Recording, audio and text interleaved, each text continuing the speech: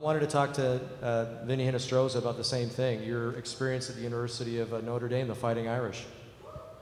Yeah, like Tommy said, it's your first time playing for your school, so it's definitely a special feeling when you go on the rink and you go out for a game and you see your classmates wearing Notre Dame jerseys and wearing the same crest you are.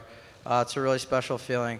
But I think all around college hockey is growing. There used to be 4 or 5 really, really good teams, and now if you look around, there's teams from all over. There's new teams like Arizona State, Penn State's a few years old. So I think it's just going to keep growing, like he said, and every team is competitive. So that's just, it's great for hockey that college hockey is so good now. And you see so many players at every level and pro coming from hockey. So definitely happy with my time at Notre Dame. It was a beautiful place, great school, great education, and it's obviously close to Chicago, so I always felt like I was at home. And they made it to the Frozen Four this year, right? Was it in Chicago? Yeah, they did. And they lost out to? Denver, I think. Yeah, but we were away. I wish I could have seen it, but yeah, they had a great year this year, and I think they're just going to continue to get better, especially with that new facility they made. It's definitely one of the best in college hockey, and guys definitely take advantage of it. Ryan, didn't go to college. I think you were recruited by a few college teams. I was committed to Miami of Ohio, actually. And big news when he didn't end up going there, yeah. by the way. And ended up playing in Plymouth, right? In the OHL? Yeah. Yep. But before that, in the National Development Camp? Yeah, I lived in Ann Arbor for 2 seasons.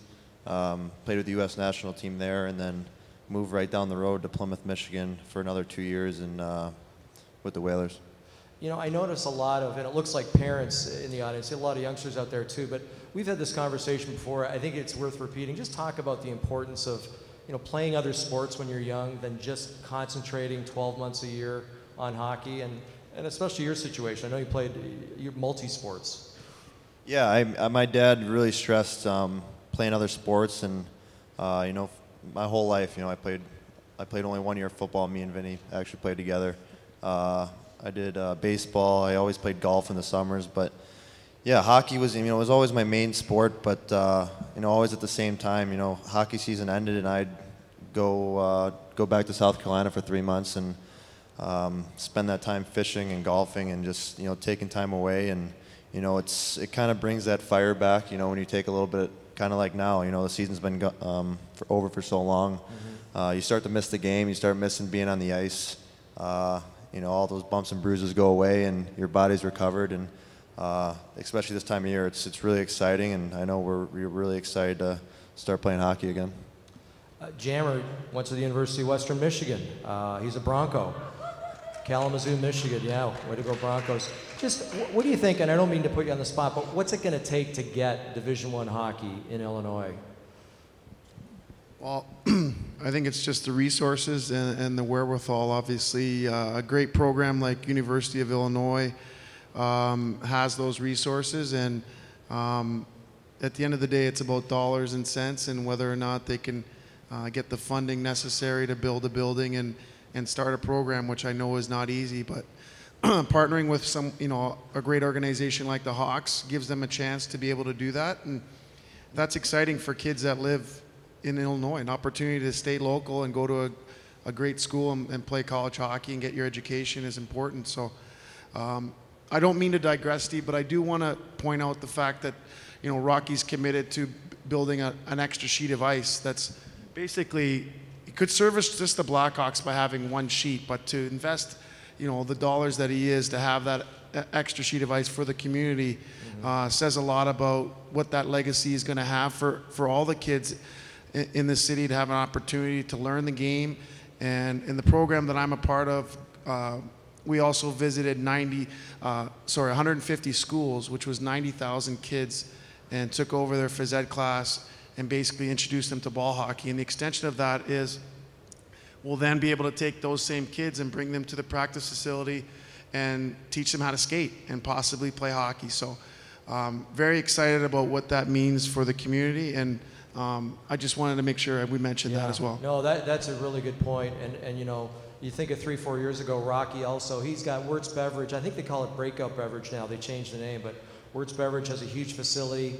I want to say it's Cicero, right across the street from where he built this fantastic automated facility. He put in an outdoor skating rink. I think it's called the Bobby Hull rink. And if you get an opportunity, fantastic ice. I think, Jammer, you've been there. And again, you know, all of that out of his own pocket. So yeah, let's hear it for Rocky Wirtz.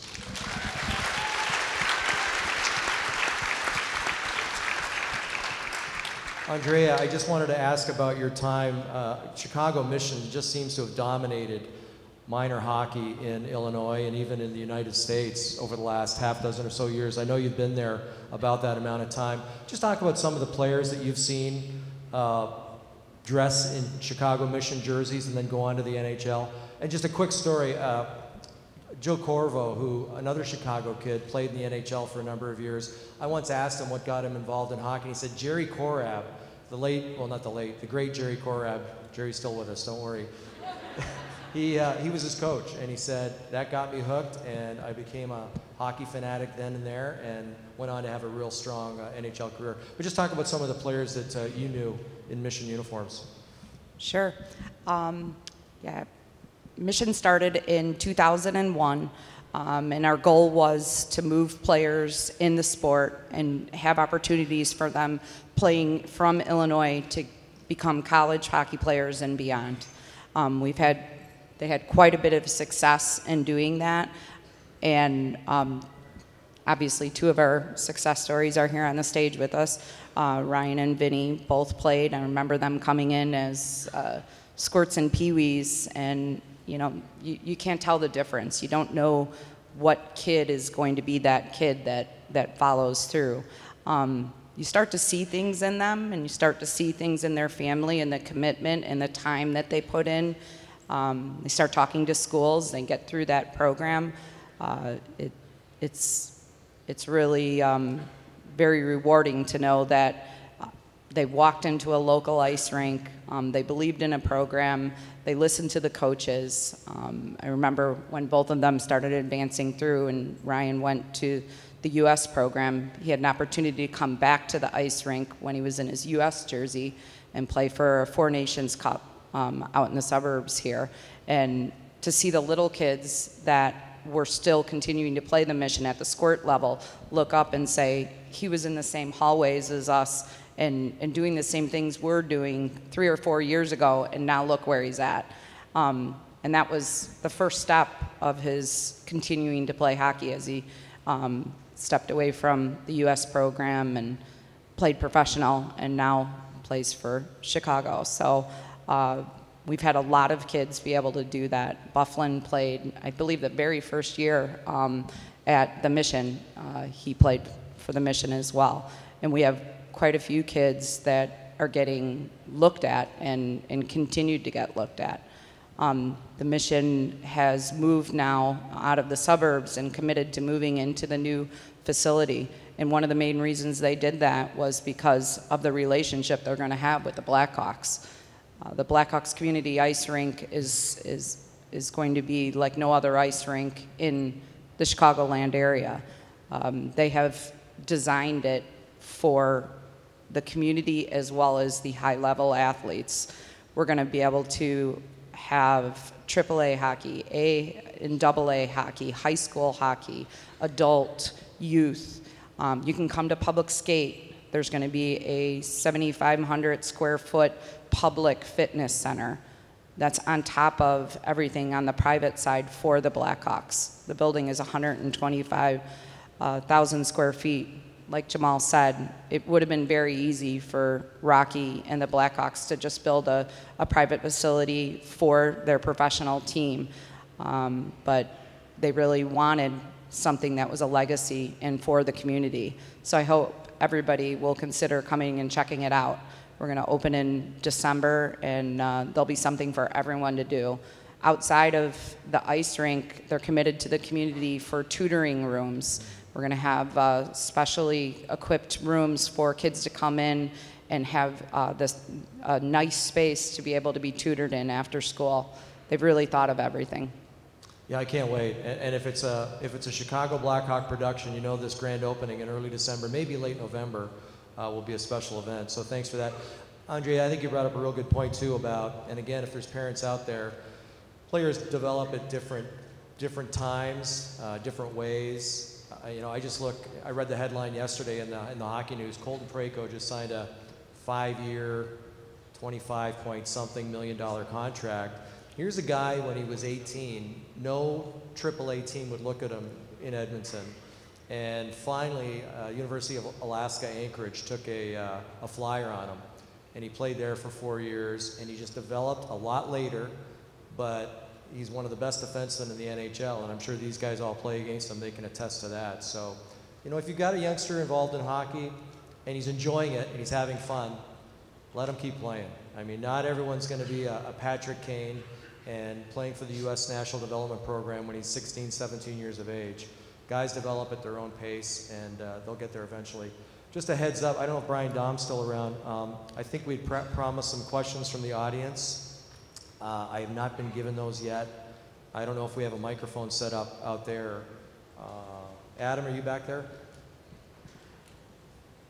All right, we'll just wait a couple more seconds for that. While we talked about first goals, I've got to ask, let's get the rest of the panel just to kind of chime in.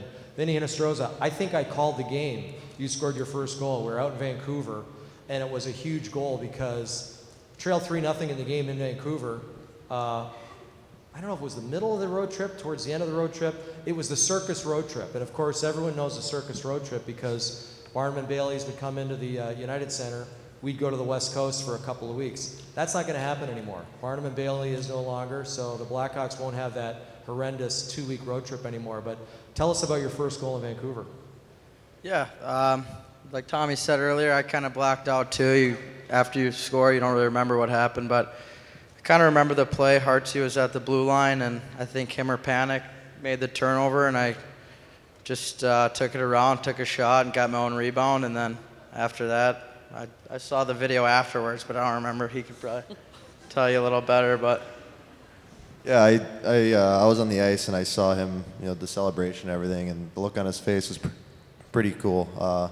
How happy he was, and it's a lot of hard work. You're a young kid, and you kind of do that when you're on the ice. You practice your first goal. You practice your first NHL goal. You practice the celebration. You have all this preparation from you're a little kid, and you do it, and you really don't know what to do. It's kind of a weird feeling, but it's pretty cool.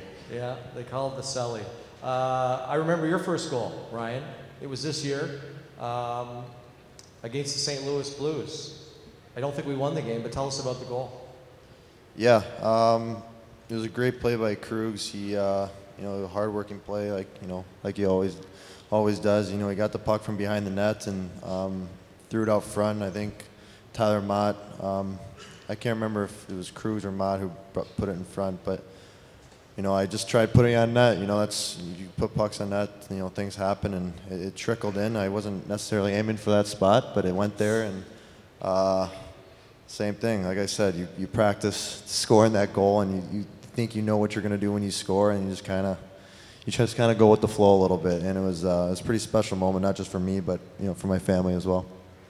Jamer, we can't leave you out. Long NHL career, played on a number of teams. I'm going to guess it was probably St. Louis who scored your first NHL goal.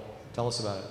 Yeah, it was 98, I think. I just got called up from Worcester to meet the Blues in, where were they? We were in Florida. So quite a trip from St. John's, Newfoundland to play the next night in Florida. But I was too excited to be tired not to play, so actually scored in my first game, getting called back up, and on Kirk McLean on like a little half breakaway. So, who assisted on it? I don't remember. You can't remember? Well, I'll let you in on mine. This is how old I am. It was 1981. I was with the Calgary Flames. Billy's his brother. Bobby McMillan fed me a pass, playing the Quebec Nordiques. I beat Dan Bouchard. This is before these guys were born, so I don't even know why I'm telling this story. But scored against Dan Bouchard, my first NHL goal, 1981. Questions? They're coming? Okay.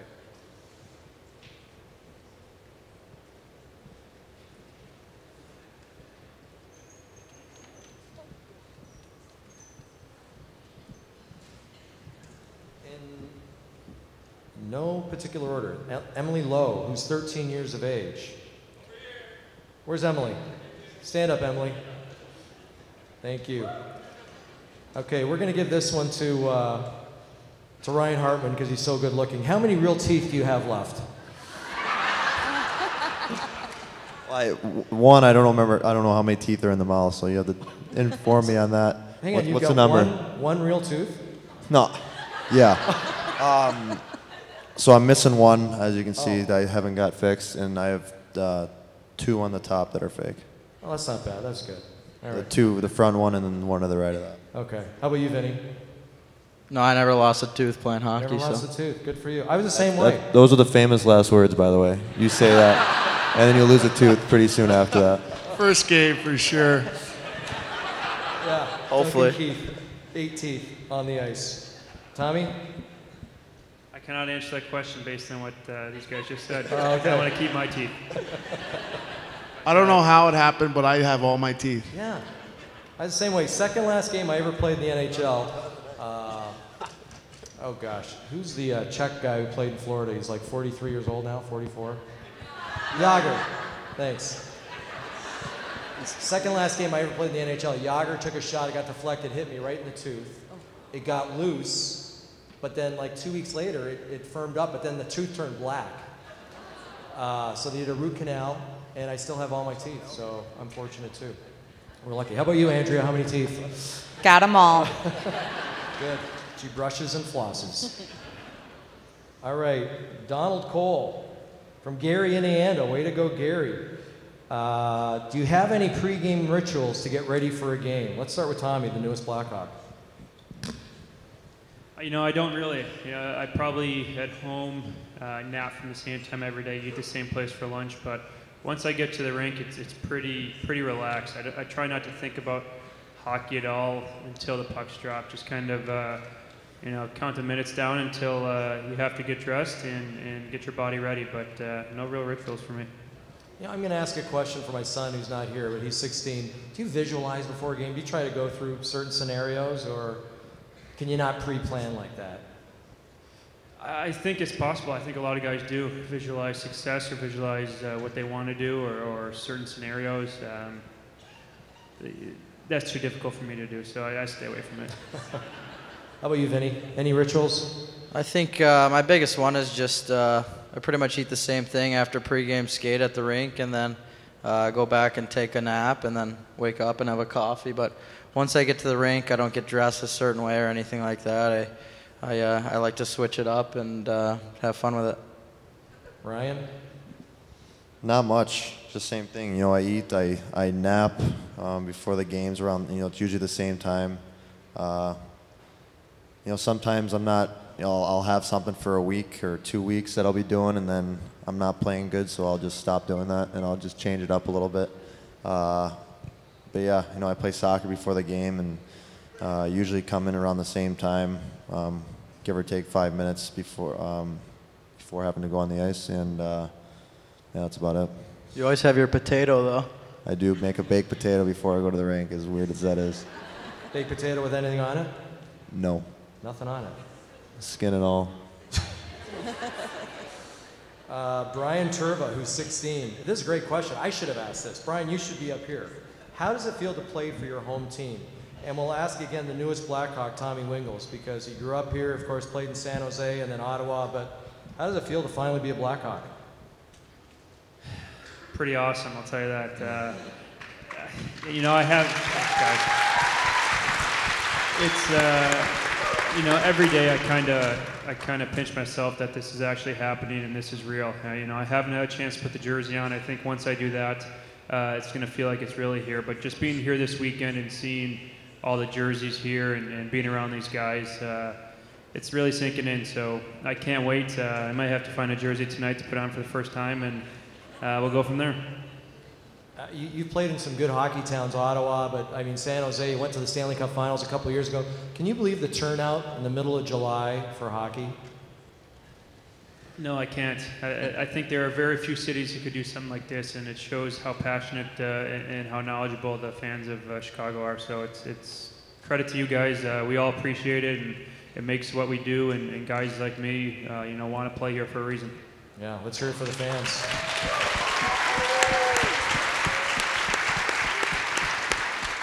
Vinnie, how about you? I mean, I saw you as a 4-year-old wearing that Blackhawks jersey, a blonde 4-year-old, and you were obviously a huge Blackhawks fan. How does it feel to play for your home team? Yeah, I was just practicing my celebration in that picture, but I didn't get to do that one. But no, it's definitely a special feeling. You grow up going to games, and you dream of being out there for the national anthem. I think that's the biggest thing I remember from my first game is you're standing on the bench and you just have the most chills and you almost feel like you're going to pass out. It's just a really emotional feeling, and it's something you never get used to being from Chicago. And Ryan, let's finish up with you. How does it feel to play for the hometown Blackhawks? It's great. You know, me and Vinny, we got spoiled. You know, we got drafted here, and we know nothing else but the Blackhawks. You know, we didn't have to change our loyalty at all. Obviously, we grew up fans. We didn't have to become a fan and start cheering for another team at any point, which is nice. But yeah, like you said, you know, you get out there for the first time. You know, even just going out for warm-ups in your first game, you know, you're so nervous and you don't really know what to expect. And, you know, me and Vinny, and I'm sure Tommy has as well, you know, going to all those games when you're younger and hearing that national anthem and being on, you know, the other side of the glass. And come that first time, you got the jersey on and you're inside the rink. And, you know, it's kind of just so loud, and hear how passionate everyone is about it and about the team. And it's awesome. Yeah, it's certainly easy to get energized for those home games. Andrea, I just wanted to ask you a question, maybe unfair. What are you looking forward to most to this new facility, the community ice arena? And I know there's obviously the locker rooms, the weight room. I think is there a running track inside too? On the Blackhawks side, there's a track they'll use for their off ice. Okay. On the community side, there isn't a track. There is a state-of-the-art it's called a rapid fire machine that the Blackhawks will use that will also be open to the community to be able to book teams in there, to be able to train. What I'm looking forward to most is seeing our fans and the youth organizations get to come into a facility and see something that the Wirtz family thought they wanted to give this community. It's completely state-of-the-art. Every single thing that's in it. We have over 20 locker rooms. 12 locker rooms will be used for permanent for some of the club teams that'll be skating there. The off-ice, the equipment that's going to be in the off-ice is going to be like you're training like a Blackhawk. You know, they believe that we're going to give you guys the best experience we can. Any of the fans that are out there that ever wanted to skate on the ice that the Blackhawks skate on, you'll be able to come and do that through public skate, through private rentals. The Hawks are only there for 2 hours a day. The rest of the days from 6 a.m. to 2 a.m., we're open to the community. We're open to the youth hockey world that's out there at all levels. I'm looking forward to seeing everybody come out and support it, have a great time. It's a great sport. Even if you don't play the hockey game, come out, skate. Looking forward to seeing everybody out there. Yeah, even if you don't play hockey, I mean, I'm sure they have open ice where you can kind of hold onto the boards if you're not a real proficient skater and kind of shuffle your way around. The rapid fire machine, is that on ice or is that an off ice? It's off ice. Okay. It's off ice. It was originally scheduled to just be part of the Blackhawks. Right. And again, after having conversations and explaining that this is something that isn't available to the youth community that's out there, they reconfigured the off ice room so that I'll be able to bring the general community into that room. You can book that space and train on the same machines that the Blackhawks train on. As far as I know, I don't believe there's another rapid shot machine in the Chicago community area. Right. I know Notre Dame is probably the closest that has it. So really be able to expose and once again give an opportunity for those future Blackhawks to get a place to train like these guys do. Yeah, what a unique opportunity. I think I've run out of questions, and I'm gonna freelance here a little bit. If anyone's got a question and they want to stick up their hand, I trust you, and I'll let you ask it. I see a young gentleman right back here. Yeah.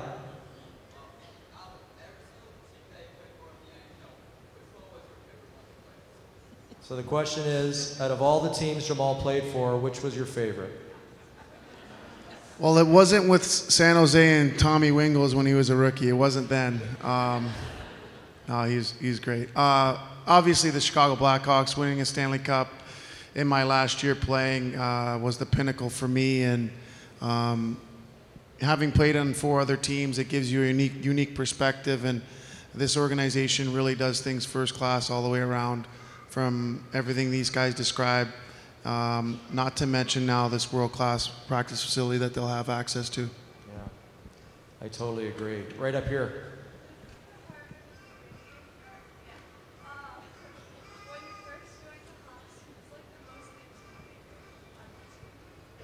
So her question is, when you first joined the Hawks, who was the most intimidating guy on the team? Yeah. Okay, good question.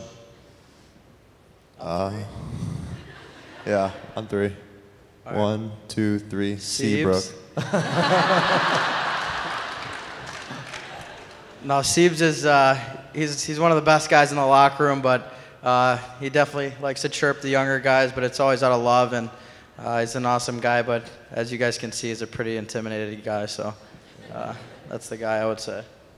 Who can remember Ryan Hartman's first game in the NHL? His first shift in the NHL? I remember. Yeah. Who was it you hammered? It was Philadelphia. Who was the kid you knocked down? Oh, it was no, it wasn't Philadelphia. It was New Jersey. Oh, New Jersey. Jersey. I'm sorry. Yeah. Zubras. Dana Zubras. He was a big guy, but he absolutely deep-sixed him on his very 15 seconds on the ice.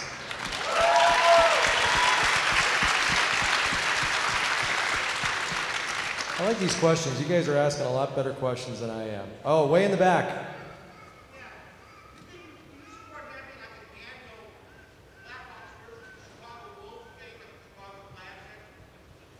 Is that for me or is that for these guys? So, yeah, you know, it would have to be alumni. I don't think they could ever coordinate a game between the Wolves and the Blackhawks. Chicago Wolves have lost their affiliation with St. Louis, right? Vegas now. So who? Yeah, Las they're with Vegas. Vegas. Oh, it's Vegas now. Wow. Well, you know, I don't think on a professional level that'll ever happen. I think possibly from an alumni level, it has happened. I played, gosh, this is probably going back 12 years ago. Timmy Breslin passed away with a very young family, 3 young kids and a beautiful wife, and we played a game out at Allstate. They raised a lot of money for the kids, I think, for college, but you know, aside from that, you know, I don't really see it happening. I think we've got time for, let's say, 2 more questions. Right in the middle. That's you, yeah.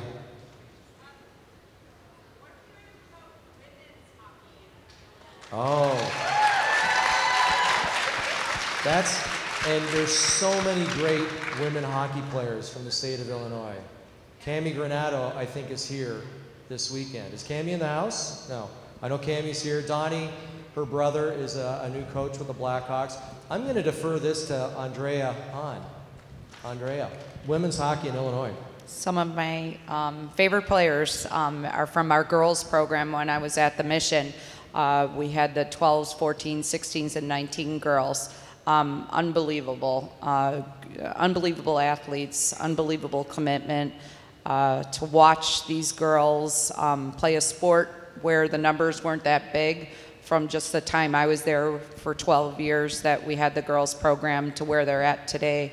I believe Mission's girls U19 for the past 5 seasons has graduated 100% on to the next level, meaning that every single one of those girls that was playing for that club got to go play college hockey.